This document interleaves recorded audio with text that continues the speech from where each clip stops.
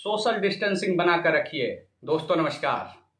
दोस्तों आज मैं आपसे बातचीत करूंगा। सोशल डिस्टेंसिंग बनाना है, किससे बनाना है?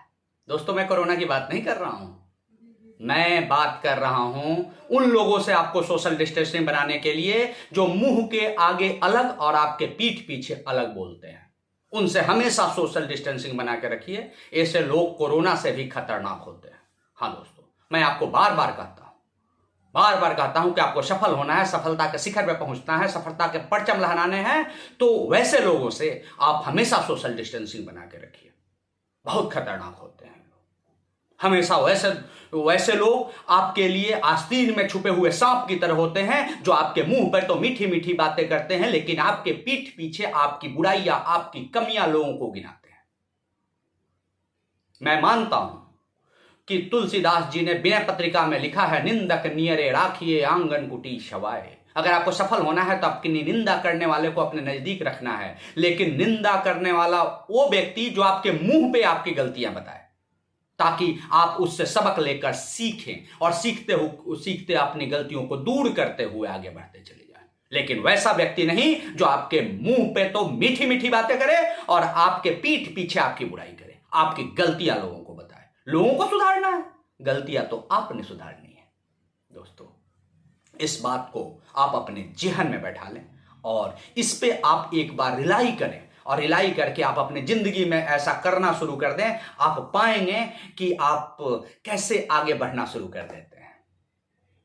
एक तो बात ये मैं आपको बताना था, मैं चाह रहा था आज बैठा हुआ। दूसरी बात मैं आपको हमें बताना ये चाह रहा था कि किसी वंश या जाति में पैदा होने से कोई महान नहीं होता।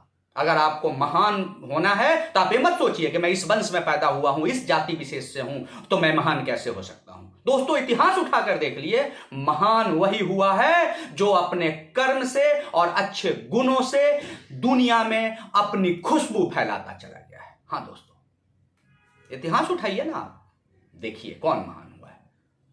तो मेरी दूसरी बात को भी आप गांठ बांधिए, अपनी जेहन और दिल में इसको उतार लीजिए कि किसी वंश या जाति में पैदा होने से कोई महान नहीं होता। मनुष्य अगर महान होता है तो अपने कर्म से और अपने अच्छे गुणों से। और आज एक बात मैं और बताऊंगा कि अपने भाग्य को कभी कोसे मत दोस्तों, अपने भाग्य को कभी कोसे मत। यह जानते हुए भी कि भाग्य से भी ऊंचा आपका कर्म होता है। दोस्तों आपका कर्म, इतिहास साक्षी है, कर्म प्रधान विश्व रचि राखा। हाँ दोस्तों, और कर्म कहां होता है? आपके स्वयं के इन हाथों में होता है। इन हाथों पे भरोसा करें और अच्छे कर्म करते जाएं, सदकर्म करते जाएं और लगातार आगे बढ़ते जाएं। आप दोस्तों कोसने से क्या होगा, जबकि आपको पता ही है कि मेरा कर्म सही होगा तो भाग्य को एक बार झक मार के हमारे पीछे आना ही होगा। अब इतनी चीजें मैं करी तो और आपसे बात किया तो मैं ये अपने को रोक नहीं पा रहा हूं यह कहते हुए कि दोस्तों अपने लिए तो सब कोई जीता है, अपने लिए तो सब कोई जीता है, दूसरों के लिए जीना ही असल जिंदगी है। दोस्तों दूसरों के लिए जीना ही असल जिंदगी है। आप नजर उठाकर देख लें, दुनिया में कोई भी चीज जो है, जो प्राकृतिक चीजें हैं, वह अपने लिए क्या करता है? कुछ नहीं करता, वो दूसरों के लिए करता है। नदी लगातार दिन रात कल कल कल कल बहती जाती है, उसका मीठा पानी दूसरों के लिए, पशु पक्षियों के लिए, इंसानों के काम में आता है। चाहे सिंचाई की काम हो, चाहे सफाई की काम हो, चाहे पीने का काम हो, चाहे जीवन निर्वाह का काम हो। आप देखिए ना, वो हमेशा दूसरों के लिए कल कल कल कल कल कल कर बहता जाता है। पेड़ को देख लीजिए, क्या कोई भी पेड़ जिस पे बहुत अच्छे मधुर रसीले मीठे फल लगते हैं, क्या वो अपना फल खुद खाता है? नहीं दोस्तों, उसका फल भी पशु पक्षी इंसान उसका इस्तेमाल करते हैं। हाँ दोस्तों, फूलों को ही ले लीजिए, फूल आपके वातावरण को सुगंधित कर देते हैं। पार्क में लगे हों, आपके बालकनी में लगे हों, आपके घर में लगे हों, खुशबू, क्या वो खुशबू फूल अपने लेता है? खुशबू फैलाता है, फैलाता जाता है। मधुमक्खी को ही ले लीजिए, वो दिन रात एक कर करके फूलों से पराग को इकट्ठा करके शहद इकट्ठा करती है। क्या उसका एक बूंद भी मधुमक्खी अपने लिए इस्तेमाल करती है? उसका इस्तेमाल भी हम आप करते हैं। दोस्तों, इस पे रिलाई होने की जरूरत है, क्योंकि कहा गया है ना कि दूसरों के लिए जीना ही असल जिंदगी है दोस्तों।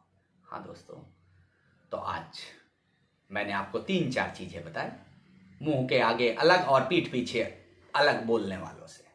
सोशल डिस्टेंसिंग बनाइए, आप सफल होंगे। अपने भाग्य को ना कोसें, अपने कर्म पे विश्वास करें और सदकर्म लगातार करते जाएं। आपको सफलता के शिखर पे पहुंचने से कोई नहीं रोक सकता।